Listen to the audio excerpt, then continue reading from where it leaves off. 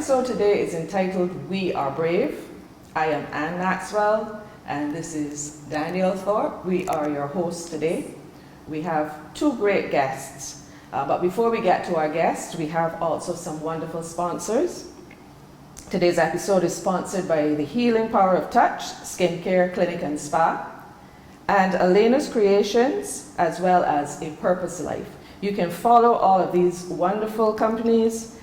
Contact Healing Power of Touch at 429-1620 or follow them on Facebook, the Healing Power of Touch Spas, and on IG at the Healing Power of Touch to find out more about their spa services. Contact Creations by Alena at alenacraig@outlook.com or follow them on Facebook at Alena Craig, and contact A Purpose Life at apurposelife246@gmail or follow them on Instagram at a.purpose.life. So Daniel, we have some wonderful guests. Yes. You're going to start off and lead us off with the first guest. Good. So our first guest today is the lovely Karlene Hallett, and I'm going to tell you a little bit about Carlene. So Carlene is a Christian pharmacist who has been married for over 20 years and is the mother of one beautiful daughter. She is originally from Trinidad and has been living in Barbados for over 30 years. She loves to encourage young people to be all that God has called them to be and also enjoys gardening. So Carlene, welcome to the Woman to Woman set. It's good to have you. How are you feeling today? I'm fine. A little nervous? A little nervous. But ready to have a great conversation, right? Yes. Awesome. Okay, so from your bio, we know that you're originally from Trinidad. You've been living in Barbados for quite a long time, right? My first question for you is, how did your journey away from home in terms of coming to Barbados, how did that start? Could you tell us a little bit about your initial transition here? Well, it started way back there when CXC started. That's when we transferred from doing GCE to CXC. Okay. So my mother was assistant registrar, and so we had to transition to Barbados. And at that time, I was just about to start secondary school, had done common entrance in Trinidad and so. And, you know, it was a toss-up as to where I would go to school. But my brothers had chosen foundation, and I wasn't going anywhere else because, you know, I am not going to go anywhere where I have to travel on my own because I was not even accustomed being out on my own. Okay. So we went to foundation, but at that time, coming to Barbados in the 70s, it was life-changing. It was like, Barbados was so quiet compared to coming from Trinidad, where I lived in Diego Martin, and all the houses backed onto a nice playing field for the children, everybody integrated, we playing, and a lot of cultural activities going on that your parents take you to show you the culture. Remember, we have Hindus, Muslims, so when you have Diwali and so, you know, they take you out to see what it's all about, and so there was so much to do. When I got to Barbados, it was like a desert land. Was it boring? I mean, it was so quiet, and everybody kept to themselves. If they didn't know you, they didn't mix with you. Wow. They didn't speak to you. Even at that time, a gentleman from my mother's office, his wife was Jamaican, and understanding the culture of Barbados, she invited us to come to her house for Christmas because she knew that otherwise the Christmas we would experience will be nothing like we're accustomed to, and like there will be a big void. So coming at that time was really life-changing. Wow, that is interesting. Quite different from now, but still some similarities, I think. Okay, so after you moved here with your family, you then would have stayed in Barbados for a little while, and then you moved back on your own. What was the difference? Well, we moved back to Trinidad, well, basically when I would have finished secondary school. And I was there for about 2 years doing A-levels and so, and while I was there, When I finished school then, I would have gone to a pharmacy to ask the lady whether I could volunteer so that I could see what that profession was like and if it was something I wanted to do. Right. And I decided, yes, this is something I will do. And Mount Hope was not ready yet to take in pharmacy students and medical students. So as the colleagues at work then tell me, girl, go back to Barbados, you lived there before and they have a course, because I didn't want to get so accustomed to working and getting money and you're getting older and all of that and then you don't feel like studying and so I said, no, well, I've been to Barbados before, let me go back. So I did come back, but coming back by myself was a little frightening. Yeah. A little frightening because, as I said, I barely ventured out a lot on my own. My brothers took me everywhere, and my mother didn't really allow me to go out on my own as such. So to come back here and be on my own was really something, a new experience. And when I came back, Barbados was now building the highways and so everything just looked different. Places that I would have known before just looked strange. And I was staying with a family in St. Philip, and that's not one of the parishes I knew before. Okay.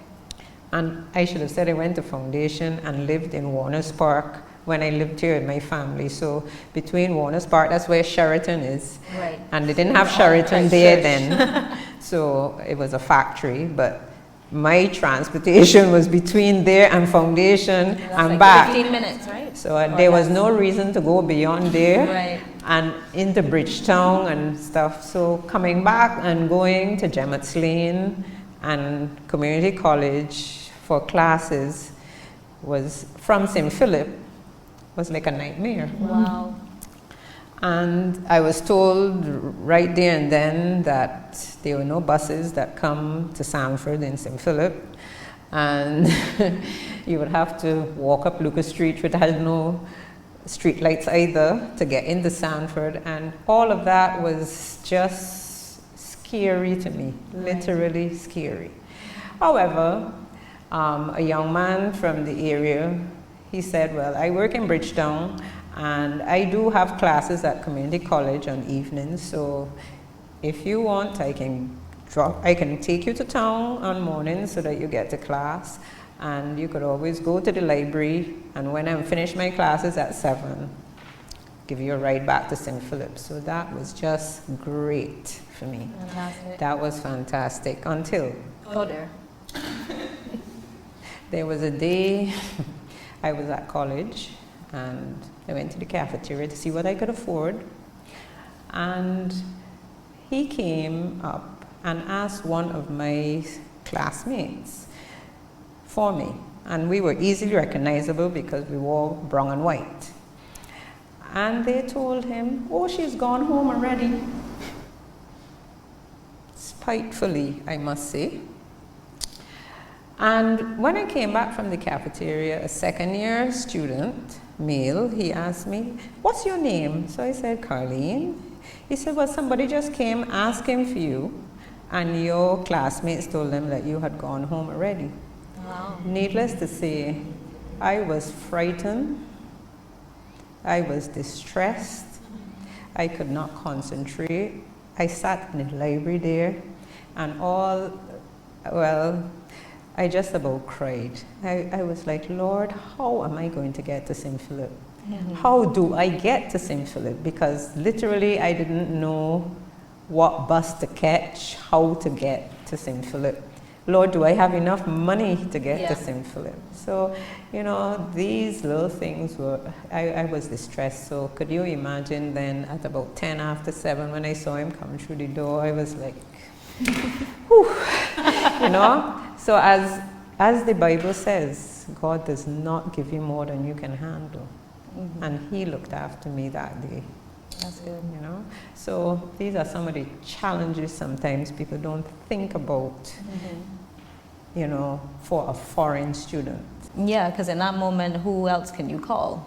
There's nobody else, there's no option. Exactly. Did you ever feel to abandon it all and go back to Trinidad? Or in that moment, were you thinking, what am I doing here? Should I just go back home? Well, I guess you might have many moments like that, but I always said, Lord, help me to keep focused on my purpose. Okay. I want to do pharmacy, I want to be successful at it, and I just kept my focus there. And that helped you? Yes, because, I just disciplined myself to that, because even when everybody around me was going, liming here and there, if I knew I had to study, I did that. And I wasn't swayed to go and leave out my work. Mm-hmm. I always said I need to know how much time I need to study to get the results I'm looking for, and I put that in. So I just kept focused really, in spite of all the challenges, I just kept focused on my goal, which was to qualify in pharmacy. And you did, successfully. And then how did you set out to make a life for yourself here after that? Well, by that time, because as you go on, you're going to learn a lot more about the place you're living in. Yeah. So that's an age, at that young age, you learn about the health system, the various things that are going on. You knew who the doctors are, what the health system was like, and various services, because you might have to use them. Okay. So it made more sense too for me to stay than to go and now learn that about Trinidad. Okay. And then the coordinator of my course had said to me, well, Carlene, we're really short of pharmacists. Would you consider staying? So that was a consideration too. So I said, why not? Good. So along the way, you had your daughter, your one beautiful daughter, as your bio says. Could you tell us a little bit about your decision to stay and then raise her in Barbados as well? Especially if you didn't have any extended family around to assist. What was that like for you? Well, let's say as well, I started to work, and where I started to work actually, to me, it was stable, because they actually seeked me out, and it was one of the leading dispensaries in Barbados, and I was like, wow, they came to look for me. I did not apply for a job. Wow. So that, because before that, I was still not sure whether I would stay or go. It was just a little toss-up. But having accepted that job, I said, let me settle. And so my friend, there was a young lady I met while working in the government, and she helped me look for an apartment, and she went with me to choose furniture. Nice. And she even took me to Simpson Motors and showed me the process so that I could get a car. All right. So I felt a lot more settled then, and so I felt being settled. Yeah, we are going to be here. I'm going to make it. Of course, I already bear in mind that I have no family here, so I have to use all the services. So even when I was going back to work from maternity leave, I started to practice a couple of days before, getting up, getting baby ready, and driving down to nursery and see how much time it would take to get, because my work is 8 o'clock. And I guess all of this time schedule thing, people is like, how are you doing that? My daughter is a time scheduled person in terms of getting places on time. She gets that from you. Because we practice it from before, you know? So, yeah. And then, of course, you will have to look for babysitters. So the time came that I would need a babysitter. And again, I wasn't a Christian yet, but I said, Lord, you have to send, I knew how to call on the name of the Lord. You have to send me a babysitter, because I was hearing all these horror stories about babysitters. And I just heard him say, well, open the papers to the wanted ads. They used to have employment and those who want it. Right, so I did. And the first person there was a young lady seeking a job as a babysitter or to do house cleaning or so. And I said, Lord, if this is the person you have chosen for me, today is Kadumat Day. Let me, when I call her, she's home. Right. And when I called, she was home. Wow. So I knew it was the Lord. And she was such a lovely sitter. She could not have done any more for Leanna if she was her own daughter. Nice. You know, so she was really good. And, you know, moving on to, I remember another story in when she started primary school. I told my boss, well, I'll be late today because it's the first day of school for Leanna, and I really don't feel comfortable just leaving her there, because remember I say I get to work for 8, so when I get to her school it'll be much earlier than that, and just leaving her. So I was late the first day, and I said, Lord, I don't know how I work this out, because I know I just can't be late every day, because they, you know, they're not going to fall for that. And this lady came up to me and she said, hi, I realized that you have to go off to work. You know, I don't, and I know you're concerned about your daughter. She said, if you would, I will watch her for you, and you can go ahead to work. And I was like, seriously? Oh, thank you so much. Aww. And you know, later that day, like 9:30, the lady was at my workplace looking for me to report on what has happened. Nice. And so I was so grateful to God for her. Her name was Carlene. She died now. But even months after that, she came to me again and said, I am not happy. I'm not happy when I pick up my son that your daughter is still at school. So can I pick her up as well? And they will do their homework, get something to eat, and so when you finish work, you pass by my house for her. So, you know, in between there, I got to know her. Yeah. So at that time when she asked me that, I was comfortable. So, you know, God just helped it to work out. Yeah. Nice. Thank you so much, Carlene, for sharing your story with us. It's a beautiful story. You actually touched on a few things that I think we want to come back to later in the segment about community of women that came alongside you. Some you sought out, some you just asked God for, and some sought you out to really see how they could support you in your journey. But before we get to that, we do have another lovely guest, Jacinth Howard, and I think our host, Anne, has some questions for you. Yes, thank you very much. Yes, Carlene, I really enjoyed that segment with you, those women that really came alongside you. You know, you prayed and God sent those women just in time. Yes. So Jacinth, looking resplendent in your red. And fascinating. So beautiful. Jacinth is a very special lady. She's currently concluding her PhD in Literatures in English at Cave Hill, UWI. She's originally hailing from St. Vincent, so she's a Vincy beige at this point in time. She enjoys authentic connections with others, blogging, cooking, exercise, the arts, and a good theological read. She is a writer of prose, poetry, and drama, who has published in several academic journals as well as magazines, both regionally and internationally. She holds first-class honors, bachelor's degree in literatures in English with education. She's currently a part-time lecturer at Cave Hill, concurrently working on more creative and critical publications. She lives in Barbados at present with her husband and young son. Wonderful. So, Jacinth, as I said, you are originally from St. Vincent, now living in Barbados. Tell us a little about your journey and what would have caused you to leave the wonderful, beautiful island of St. Vincent and come to the wonderful, even more beautiful island of Barbados. Well said, Anne. Well said, well said. I'll make them equal. But, well, for me, it was a school-related journey. I just finished A-level college, and I'd gotten a scholarship to travel to another country to study for my first degree. So I didn't really have much say in the situation, because if it was up to me, I would probably go to Trinidad, because I was a curry addict at the time. But my mother was like, you need to go and study at Cave Hill, because I have an aunt who lives here.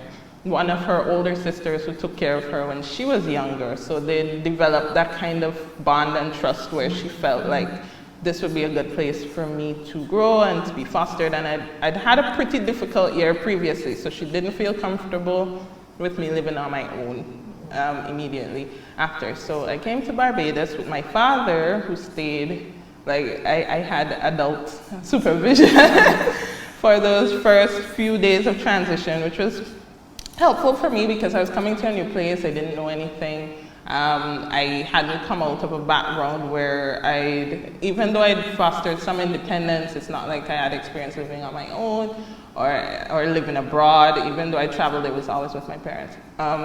So I stayed with my aunt for some time, for about a year, and then I felt it was necessary to transition and live on my own, which was a very big decision for me to make at the time because I was 18, that was 10 years ago, which was a pretty critical age where you're on the threshold of childhood and adulthood at the same time, and you're trying to find your way, figure out who you are, what your identity is, what you like, what you stand for, what you believe in.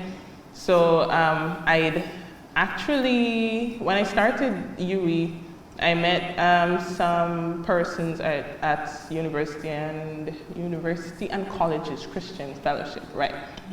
A lot of Barbadians and some Vincentians as well. And the Vincentian community, because one thing I've noticed with Vincentians, yes, they'll talk to you when you're on home ground, but it's very special to connect in a foreign place because you hear the accent and you get so excited, oh, somebody from home. Yeah. So there's a young lady who would have taken on this kind of mothering role for me at the time, and she connected me with several persons who I have some really good friendships with to this day. So I'm really grateful to her for that.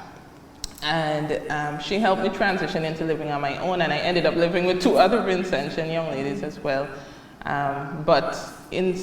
So it was having them alongside helped me still retain a measure of home while living abroad, while transitioning to living in Barbados. But I had no intention of staying here long term. I had planned to go straight back home afterwards. So it was a really good experience, you know, no longer living with your parents. You love them, but it's great to be able to make your own decisions. And it definitely was a growing experience for me. I learned a lot. I had to learn a lot on the go because there wasn't anybody to teach me certain things. I learned the bus routes because my aunt lived in St. Barnabas next to Sky Mall. So I had to take the bus to go to town, to get the shuttle, to get to UE. So where other students may have lived on campus, and it may have been easier for them in that sense, I had a wider perspective on Barbados outside of the campus experience, which I really appreciate, because it allowed me to see more of who Barbadians are outside of a school context, because I would have been going to church here as well, so I met a lot of people from different age groups and all of that, and that was really valuable for me. So it sounds like you acclimatized pretty well and pretty quickly. You had some Vincentians to support you as well, and some other folks. But what was the most difficult thing for you being here? What did you miss the most? There are several things that were difficult for me. Well, firstly, I know some people when they grow up, they move around a lot, so they get used to the concept of changing environments. But that was really difficult for me because I've lived in the exact house my entire life. So moving not only house but country was difficult for me to process. And I like things to be concrete and clear, black and white. I know that this is exactly what it is. So to be in this sort of gray area where home became a nostalgic place where I remembered it, but when I went home, I didn't fit anymore because everything went on without me, and then I came back. And then it was like, you don't entirely fit because you're not born and bred here, and while you start identifying a lot, you're still different. So you're just in this in-between space. That definitely, hands down, was the most challenging thing for me. I think I've accepted that kind of hybridity by now.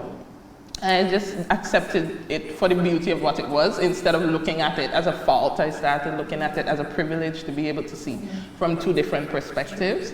And I think becoming a dual citizen kind of cemented that for me, that you can embrace all of it, just embrace all of it and become all of it at once. Whatever, if somebody asks, yes, you're a Barbadian, you're a Vincentian, you don't have to make a big compromise. And that was really hard for me to do at first because Vincentians are fiercely loyal. So once you're Vinci to the bone, that's it. Any other country is treachery. So, but then I came to realize, my husband is a Barbadian, my son is a Barbadian. Well, he's a dual citizen as well now. But all of us are CARICOM, I guess, in that sense. And a lot of us, like Karlene, you lived in Trinidad, you lived in Barbados. Her daughter would have both Trinidadian and Barbadian ancestry. And you have Trinidadian and Barbadian ancestry, and you have British. So you see, none of us are really monogamous, I guess, in that sense. Like, we don't have, right, exactly, we're not all thoroughly one thing. All of us have been mixed at this point in that sense, and that provides a sense of connection and connectivity, because then you get to hear these hidden or less remembered experiences from other people when you talk with them, and they're like, oh yeah, well, I know somebody from this other country, or my grandmother was from this country. You would have There's never a lot of thought. that throughout the region. Yes, yeah, more exactly. than we realize, yeah. So I thought that was a really good, so it was a perspective shift that I had to have to properly value and appreciate the experience instead of looking at it as if my entire world was falling apart. I'd like to pursue that a little more, because you touched on one of the questions I was going to ask you, and it's about how you process that type of thing. You talked about being positive, because there are a lot of people who are in your situation, and you can choose to be negative about it or positive about it. What are some of the things, the actual tangible things that you would have done to sort of take you through that gray area? I would have had to have open, honest discussion with myself first, and then I would have had to with my family and with friends, people I trust, to have this kind of conversation with, where I'd be able to confront the reality of it instead of pretending. I would also go home when I can and then come back when I can. So this year has been challenging because of COVID, but my mother is like, you make Christmas where you are. Home is where you are. At Christmas I missed a lot, because 9 mornings is very, very important to me growing up, especially because nothing happens throughout the year. It's kind of reversed for me in Barbados, where throughout the year there's so many things happening here, and then at Christmas it's not as busy as it is in St. Vincent. So I had to learn to accept the reality and understand, well, you're here, you have to look for, because I found that when you're not looking for the beauty in this situation, then you're never going to see it. It's just going to pass you by. So I'm definitely enjoying my Barbadian Christmas, although it hasn't come yet. That's why my red fascinator and all of that. You're in the spirit already. Yes, exactly. And then putting up the trees and the lights, and I guess because I practice to making that connection with my son and his understanding of his Barbadian identity, because one thing I like about his school a lot is they teach them. He came home and he opened his coloring book and he's like, look, Mommy, the coat of arms. I was like, I didn't even know he knew what a coat of arms was. And then he would tell me about the national dish. He'll tell me about the Governors General. And I'm like, wow, you're really learning a lot. And he is what, 2? He'll be 3 in January. Yes, he's become so articulate. And he'll be like, I'm a Bajan. Wow. Then he'll be waving his flag. So then I buy like tangible memorabilia as well for him to wear, to carry around for both countries, put them next to each other, so he learns to appreciate both sides of his heritage, and that helps me in turn appreciate both as well. That's some good practical stuff. I like that a lot. You have obviously decided to stay in Barbados. You spoke about your husband and your son. Tell us a little about that journey. You were in a gray area. One would have thought, you were in a hurry to get back home, but you did decide to stay in Barbados. Tell us a little about how that came about. Well, actually, when I went home, after I finished my first degree, I was like, well, I'd like to do a master's because, and I think a lot of persons who study abroad have this experience where they get so used to living on their own and minding their own affairs that when they come home and their parents are telling them, okay, you can't leave home at this time, please be home by 7 o'clock, calling you 3 and 4 times to find out if you've fallen over a cliff somewhere or if you're still living. Or if everything is okay, telling you what to eat or what you shouldn't eat, or how much money you can spend or not spend, then you start to feel a little bit smarter. And yes, I love you, mommy and daddy dearest, but I'm used to doing my own thing. So it wasn't that I was running away from them, but I really did want to come back to Barbados because I'd formed a lot of deep relationships that were hard to move on from or communicate with from abroad. Yes, I have a lot of deep relationships from when I lived in St. Vincent, but I really had grown with these over the 3 years in a way that I wanted to continue. So I decided to apply to do a master's in Barbados, and then I came back here and I started the program. So it wasn't because of my husband why I ended up back here. Okay, but that's the story and you're sticking to it. That's right. But it was because of him that I ended up staying here. Okay. So after we got married, we've discussed moving back to St. Vincent several times because his grandmother, see again, a very mixed background. His grandmother is also from St. Vincent, which helped us connect a lot as well in terms of experience. But that's more or less how I ended up staying here. I got married here, I had my son here, and I think after 10 years of living here, it's kind of hard to consider living anywhere else. Because the thought of moving back to St. Vincent can get a bit daunting because, again, as I said earlier, I've created this nostalgia in my head which doesn't necessarily line up with reality. Because when you go back, there are different persons at church. You're like, oh, I never knew this person before. They don't know who you are, no idea who you are. So that sense of community, you have to try to reestablish that connection because you've left for so long. And unfortunately, people move on without, they still love you, but I mean, it's just not the same anymore. And you'll have to take time to rebuild the kind of kindred connection you would have had previously. So it's like starting over life again to move back. Yep. So, and I appreciate what I have here. So I think, I can say Barbados is my second home by now. And there are so many ways, and this is another tangible way. I practice looking at the vocabulary, looking at the Creole, using it. Even with my students, I would ask them about their experiences so that I could internalize a bit of the Barbadian experience and vicariously live through other people. One hobby of mine is finding out what secondary school people went to so they could tell me about their secondary school background so I have a good idea. Especially because as my son is growing up, I want to make informed decisions about where I send him to school, what cultures I allow him to align himself with. And I don't want to be ignorant or blindsided in those kinds of decisions. So it's, when I've opened my mind to make it adventurous and to make it a journey, then it definitely made a difference, for sure. That's fantastic. Well, this may be for another show, but having got married here, I'm sure when you left St. Vincent, that was not, as part of your thought process. And, I know you well, and I know you're from a very close-knit family. How was that for you, deciding that you were going to get married and knowing that you're close to your family? How did you navigate that?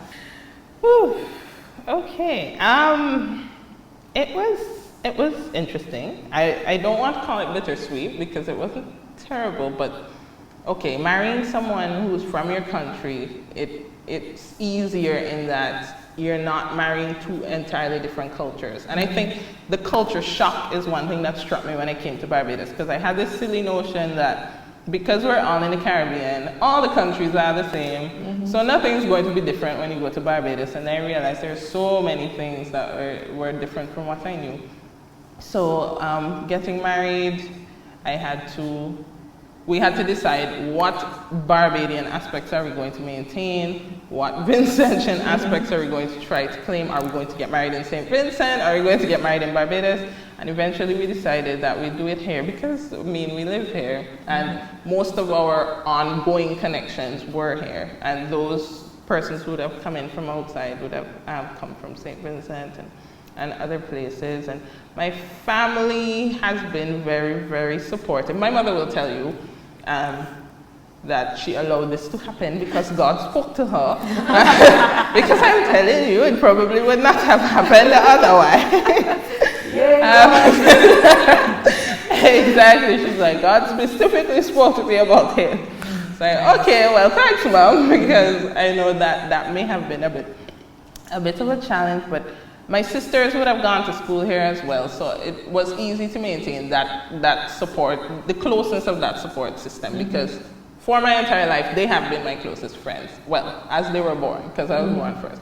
But so us growing together in that context helped me feel close to them.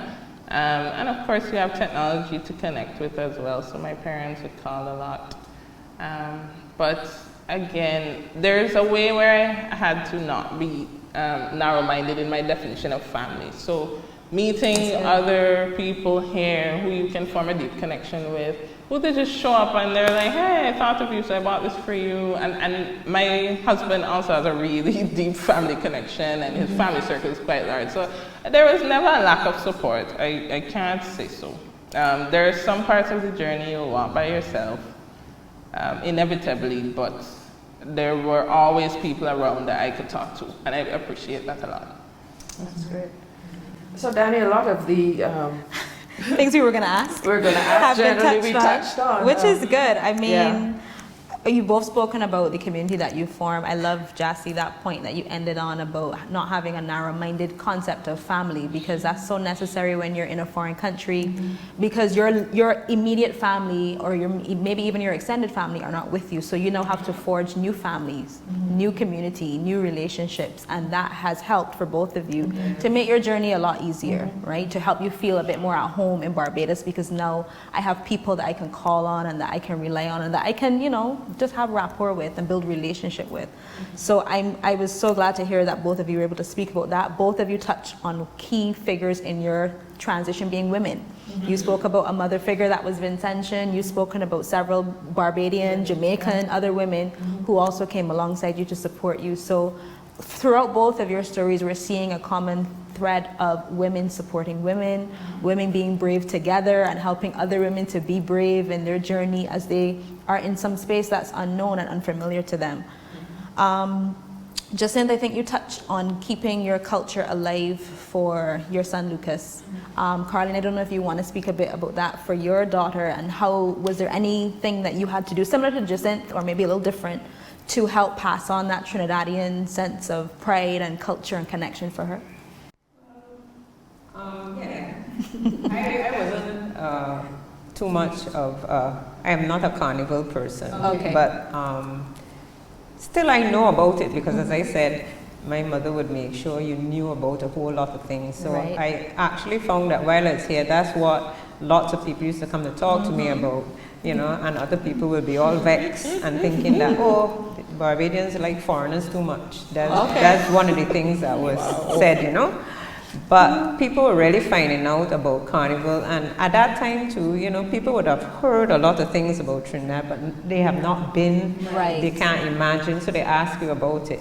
So my mother usually would make scrapbooks with different cultural things. When she sees it in the newspaper, she would cut them out, make scrapbooks, and send them for Liana, so that she is aware of the things that are going on in Trinidad and about the cultural things, and the aspect of food. I made her aware of that, because when she's there, and people talking, about some Bajan meals, it's like, don't forget, my mother is Trinidadian, so I don't really, so, and she's a food girl, so, All right. make this food and take it to school, and everybody wants some of her food because it's it's not different. It it's smells not good. local food. It's something different, So so that aspect was fine, and my mother made sure she knew. And then, of course, as a child, she would go to Trinidad in summer to camp there, and she would learn lots of stuff. She even played pan. Oh, really? Yeah, at camp, Tell us about that. Tell us about this pants. You know, I'm just teasing. This is something new that we're all learning. That's fantastic. Yeah. I love it. So you were both able to keep both cultures alive for your children. Yes. That's important. Yes. But I mean, Leanna went on to study in Trinidad, you know, and she probably wouldn't want me to say, but coming into Barbados, coming back home for holidays, people ask her how long you stayed. Would you say she's more Trini than you now? Well, or I mean, is it on par?